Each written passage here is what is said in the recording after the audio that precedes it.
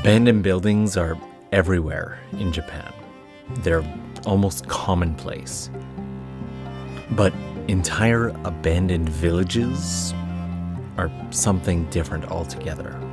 Some incredibly tiny and filled with reminiscence of the past scattered across the ground. More often than not, unsurprisingly difficult to access.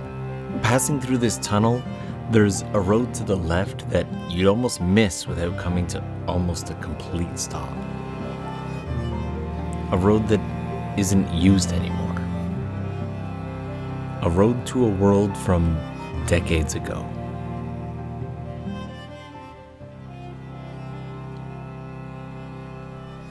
Alright, so this is something that's incredibly rare. You'll only find this out in super countryside areas like this.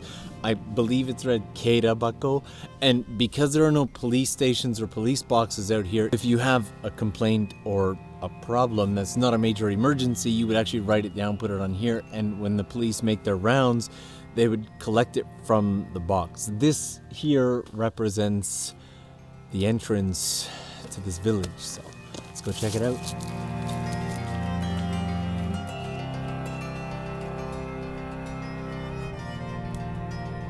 Alright, so you can actually see one of the houses right there, and I love these purple flowers right here. As if almost right in the middle of nowhere. Right beside the abandoned house. Let's head up there.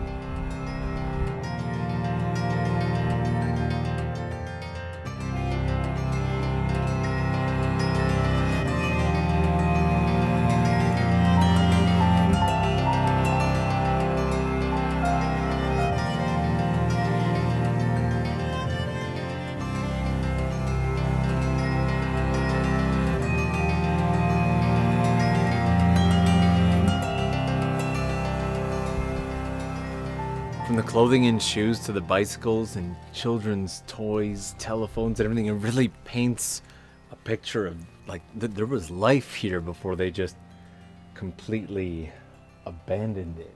This particular village is actually quite small, so we're gonna walk this way and check it out. I wonder if the places are even safe enough to go inside.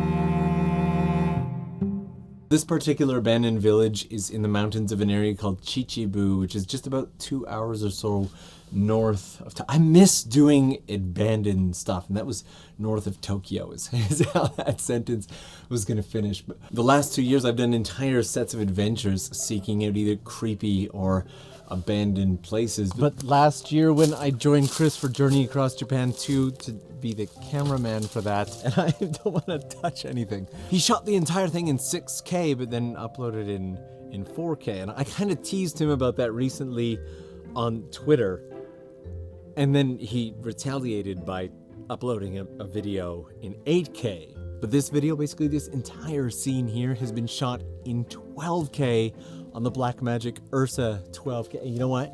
I'm gonna give Chris a call. Where'd I put my bag?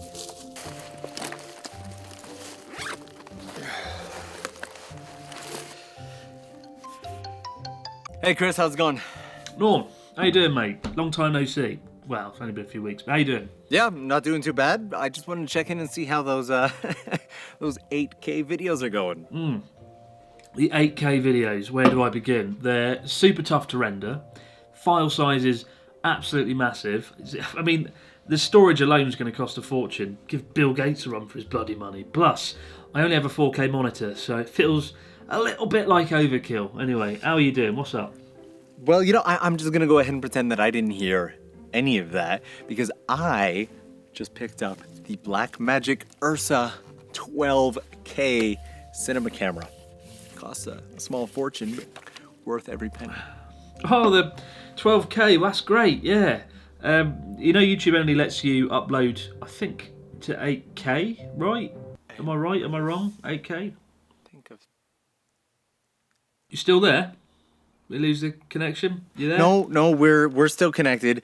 You know, I actually need to get going. So Wait, are we still hanging out next week on the... no, yeah, sorry, phone call, gotta go. Well, your phone isn't ringing.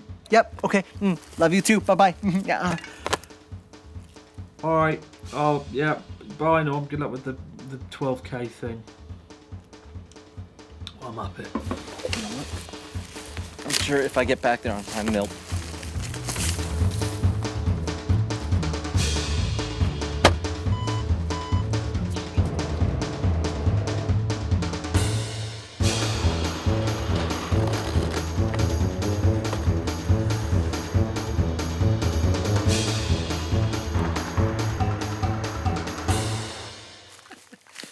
As much fun as it was to shoot with this was the definition of overkill. Honestly, a huge thank you to my friends over at Blackmagic for lending it to me.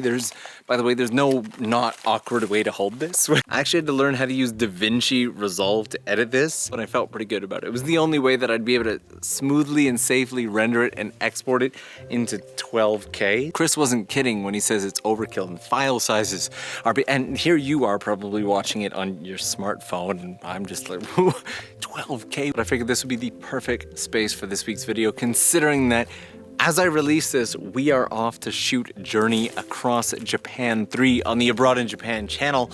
I will link that at the end in case you're one of the 3 people who doesn't, and that was a monkey. I don't know if that came in the audio, but they're mocking me in the forest for they are getting closer too. That was close. You know what? We're gonna pack it up and I'll see you guys again real soon. I think we're all surprised that I managed to return it without breaking it. Well, I haven't returned it yet, but I think I'll be, you know what? Let's just say I did.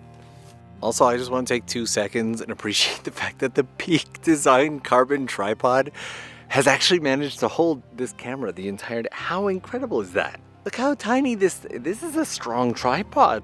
Now I'm sure there are going to be a couple of you who are wondering, well, what's the point of a 12K camera anyway? Who would need that? Well, one of the greatest advantages of a 12K camera is that it allows you to crop into the image and maintain quality, but still have everything else in the image. And admittedly, this scene was just for me. I've kind of always wanted to do this, so. Whew. This place was cool.